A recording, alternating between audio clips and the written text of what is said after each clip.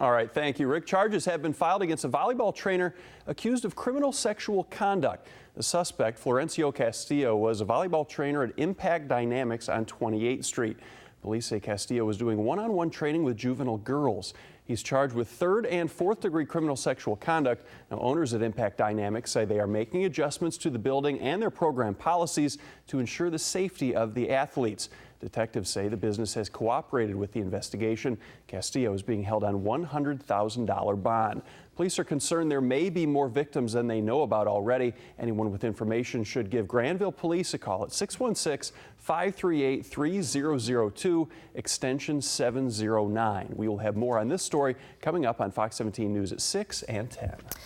We start tonight with breaking news out of Afghanistan, where President Obama is making a surprise visit on the one-year anniversary of the death of Osama bin Laden.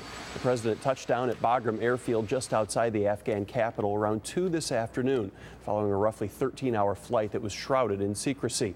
Mr. Obama will make a national address from the base tonight at 7:30 following meetings with Afghan President Hamid Karzai. He is expected to announce the signing of the Strategic Partnership Agreement, which will ensure U.S. military and financial support for Afghanistan beyond 2014. That's when the final U.S. combat troops are scheduled to withdraw.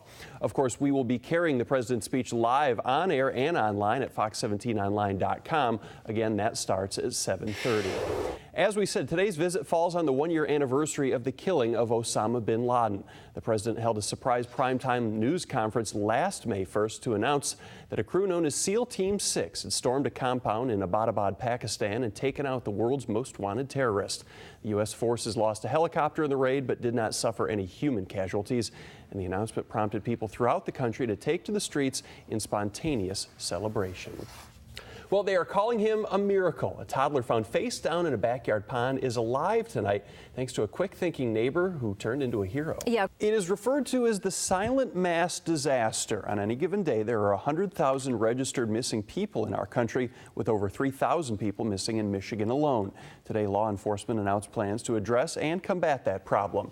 The Kent County Sheriff's Office, Grand Rapids Police Department, and FBI announced May 19th as Michigan Missing Persons Day. It will serve as a way for police to update their cases with DNA samples and pictures and create an online profile to help spread the word about a missing person.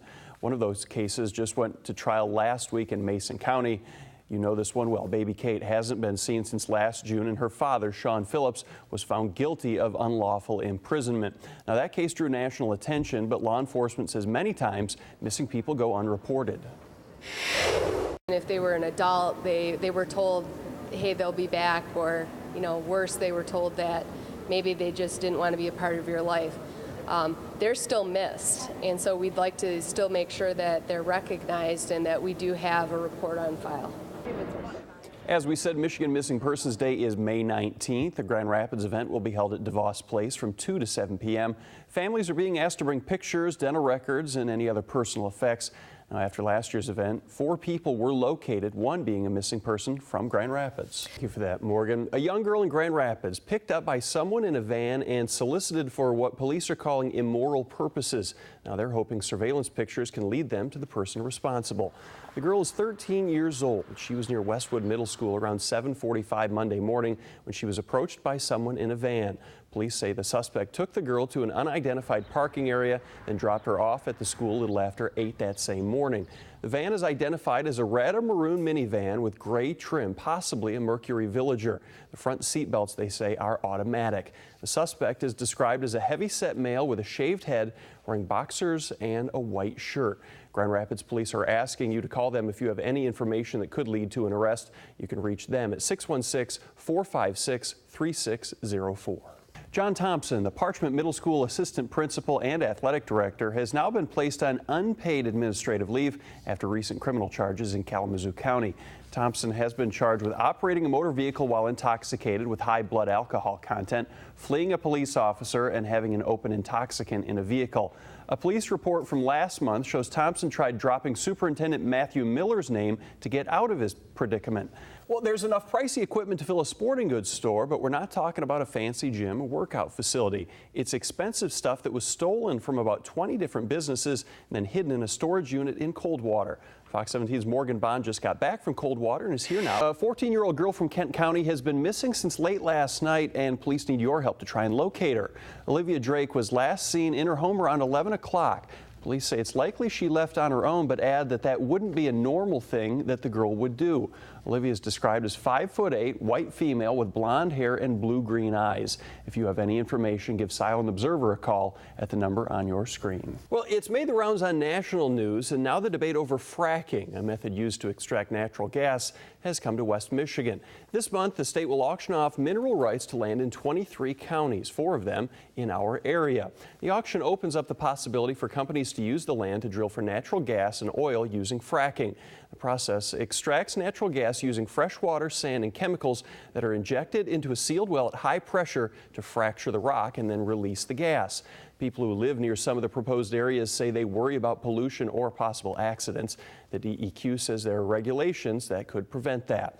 Tonight, a public Q&A meeting in Hastings hopes to address and answer some of the concerns. It's set to run from 6 to 8:30 at the Pierce Cedar Creek Institute. However, we have to tell you that the event's registration is already at capacity. Tonight, we are learning the identity of a man killed in a house fire in Kalamazoo over the weekend. Police say 64-year-old David Wayne Henry died early Saturday morning.